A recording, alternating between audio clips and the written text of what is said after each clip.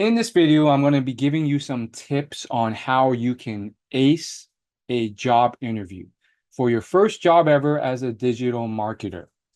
I'm doing this video because it was something that was requested by someone I was coaching. It is a skill. Preparing and being good at job interviews is a soft skill. It is a skill that most people spend zero time on, even though that 30-minute or 1 hour meeting could be the difference between getting no jobs versus getting a job that is really impactful, that changes your life, that makes you a good amount of money, or gets the ball rolling, gets you your foot in the door towards your dream jobs and your careers. So I just find it to be such a tragedy that many people don't even spend any time preparing, or they don't know how. And no wonder they can't really break through this one small area that's so important. I mean, we spend so much time on other things in life, whether it's video games or chess, and those don't even have any monetary impact. Yet this thing, which kind of fuels the rest of your life, your career, your income, is you put gets so little time. So you get the point. Let me go ahead and screen share and just get started with the slide deck and get straight to the point. So as I'm pulling this up, I think the first big thing that you have to understand about job interviews is that the more you prepare, the better you will do. Most people don't spend any time preparing. So how can you actually start to prepare properly? Well, the first part is to realize that this is a soft skill and it does require soft skill-like activities, especially for the technical folks in the crowd. I'm one of them, by the way. They think that, oh, my technical skills will solve everything. And if you ask me like 8, 9 years ago when I was first, trying to get my foot in the door, I've been in the industry for 8 years now. I may have thought the same thing because I was naive and I didn't know any better. I was like, if I'm the best developer in the world, if I'm the best marketer, or if I know how to run ads, Facebook ads, then they should just naturally know this and they should just, give me the job. Or who cares if I can't speak or convey myself well? And I think that's a huge lack of understanding of marketing, but also of human communication and effective um, interview skills. Because having been on both sides of the hiring table many times now, employers are looking for people they actually want to hang around. And you don't have to be their best friend, but you don't want to be off-putting. You don't want to be very boring. You don't want to be creepy or weird. And you might be thinking, well, I'm not creepy or weird. I'm just, not that engaging. Well, guess what? Your competition is. They may not be the most charismatic person in the world or the country or in their city or even in their town, but they're putting in some work to succeed in that interview. So, I mean, if you want the job, it's a competitive world.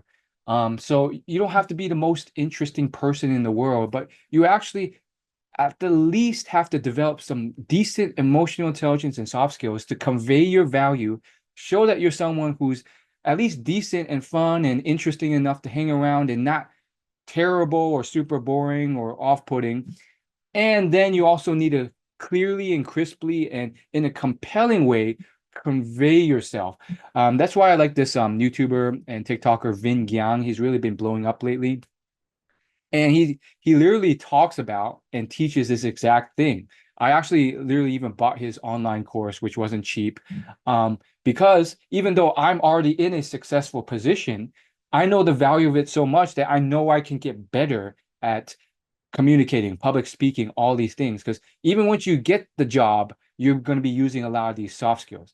I do a lot of technical stuff, but at some point I need to present to a client. I need to present to my boss. I need to convey what I've done at quarterly and biannual performance review sessions. And here's the thing, if you can't do that in an exciting, compelling, convincing way, you may be screwed because sometimes your managers are so busy that they can't keep up with what you're doing, and then they can sometimes just assume you're doing bad just based off, bad information. So you got to work on your soft skills as well. So how do you do that? How do you really dive in and dig into these skills? Obviously, there's, like I mentioned, online courses, free YouTube content on these things. But what are some specific things that you can focus on? Well, nonverbals. So I recommend working on your speech patterns. Are you talking loud enough? Most people, especially introverts, are talking way too quietly, and then you can barely hear them. And they think they're talking loud, but they're not, because their internal system of how loud they are is off. Another thing is being much less monotone. This is something I'm still working on. And I have to put in intentional effort to maybe talk quietly and then loudly and then quickly and then slowly, and then add in vocal fluctuations into what I say. And it's not even, I could be saying gibberish. I could be saying, buh, buh, duh, duh, duh, buh, duh. But even if I say that, it's the confidence, it's the certainty, it's the vocal variety of what I say that creates the emotions, the charisma that really helps people stay, you know, connected to that conversation. So, to kind of sum this first part up, work on your nonverbals, practice, rehearse. There's vocal fluidity, which is kind of hard to describe, but like you can't be monotone in your tone of voice. That's usually going to bore people. You can also vary your speech speed. So if you're constantly talking very, very fast, then that'll bore people. If you're always talking very slow, that's going to bore people. A great rule of thumb is to slow down when you're saying something really important, and then speed up again when you're talking about less important things. And then, of course, there's body language. Just notice how I'm using hand gestures, and then vocal volume. Public speakers and people with confidence and certainty are speaking loud. They're not speaking soft. So work on all that, bring that together, and have some confidence, have some certainty with what you say, and all those things will convey better when you're in that job interview. Now, how do you rehearse? Do you just rehearse in your brain? No, I highly recommend finding a friend, maybe a family member to practice at, and then if you really can't, then you could practice in front of a mirror. You can record a video like I'm doing, and then watch the video back. And it really matters, your body language, being relaxed, being confident. These are things that matter. And you in your head, this has happened to me many times. I think, oh, I'm doing great. I'm so confident. I'm so loud. I'm not monotone. And then I watch myself back and I cringe and I'm embarrassed. And I'm like, wow, I'm not nearly as confident and articulate as I thought. But while it is a little bit uncomfortable, that is how you improve over time. That is how you get away from being monotone and away from those things. And I think working with a real person is like ideal, because then you can get that like real-time feedback. It's a real conversation. It feels real. But if you can't, then those are those alternatives I mentioned. And just keep in mind, when you're doing these types of things, make sure that you're doing them more often than not. Like you can't just do it once a week or once a month. That's not going to be enough practice to really get the ball rolling. And trust me, a lot of job interviews are going to ask the same types of questions. So you can compile a list either from actual interviews you've been doing or online. There's lists online of questions that they tend to ask. Now that you know what they're going to ask, you can rehearse and prepare a killer response so that you're not bumbling over your words or stuttering during the interview. Okay, I think I've beat this point to home. Let's move on to the next tip. Know your digital marketing basics. Now, when you're in this interview, technical skills and knowledge will matter. And while, I am proud to say I'm more on that technical side, I know my stuff, there are people who don't. There are people who think they do and then they don't. And then, especially if this is your entry level job, a lot of candidates don't. And it's if they do, it's all theory. It's based off, you could clearly tell it's based off of YouTube videos and stuff, but they've never put it into practice. And a seasoned hiring manager can pick up on that very quickly because they can tell they're mentioning metrics or practices or behaviors or things that you would never really care about in real life, but they're just in theory land and they're not in the real world. So if you can kind of bring together some real world practice, that makes a ton of difference and I'll help you stand out. So how can you actually do this though? Well, I think it comes down to a variety of factors, but getting real world experience can be as simple as maybe offering your help for free. Let's say you don't have real uh, social media management experience. Well, start an Instagram account or pitch it to a local business. Maybe there's a local Creole Cajun restaurant who, they're a small business, they don't have much extra cash to use. So you just offer to do their advertising or manage their ad platform or manage their social media or their website for free. And then you get real experience and then you get to try things out, see what's working and what's not. And then you can add that to your portfolio and then you can share that in the interview. Dude, you'll stand out so much because most people, they're not doing it. They're just, if anything, especially back when I was at my first agency I worked for, and I was helping with job interviews and hiring and jumping on those initial screening calls. A lot of those candidates were fresh out of college. They had a marketing degree, but you could tell they'd never really done anything. They just, absorbed a lot of theory and ideas from, YouTube videos and stuff. That's not enough. Get some real world experience. It'll really help you stand out. And then you could point to it. You could show real evidence. That will help you stand out for sure. Next thing, show a deliverable or pull out some type of stats, results, analytics. This industry in particular, this service line, they love numbers and statistics. So if you can show a social media account, a website, a project where you grew traffic, followers, maybe even sales or leads, and you increase that number and you show that you did the work to do that, that is really going to help you stand out. Because most people, they're not showing actual numbers. They're just like, oh yeah, I had a marketing degree.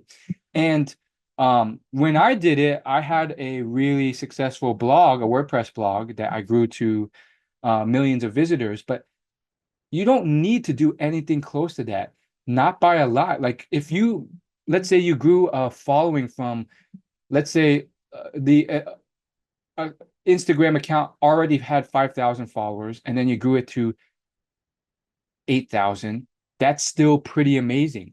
So you really don't need much to stand out from the crowd. I just happen to have a bigger thing to showcase.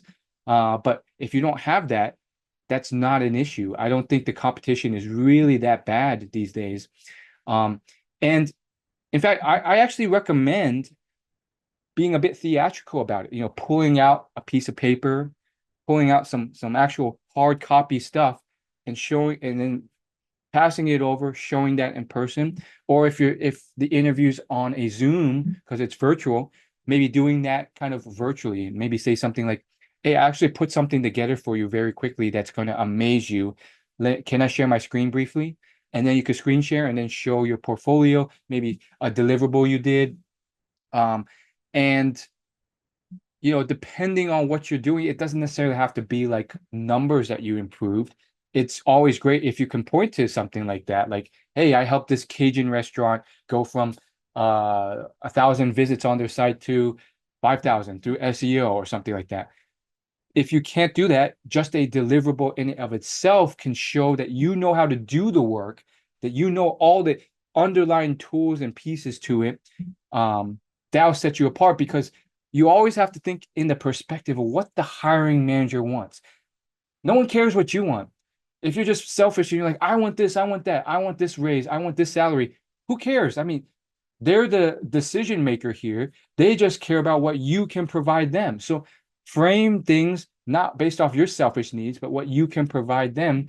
And so if it's not a before and after numbers amount and like a little project, like that. You can just do a deliverable project where you say like, I built this website from scratch, and then I built these components, I added this thing, and then I used the Yoast SEO plugin to SEO optimize this page, and I know how to do all these things. And then I installed Google Tag Manager and then Google Analytics, and then I set up 5 things for this tool to track. That's huge.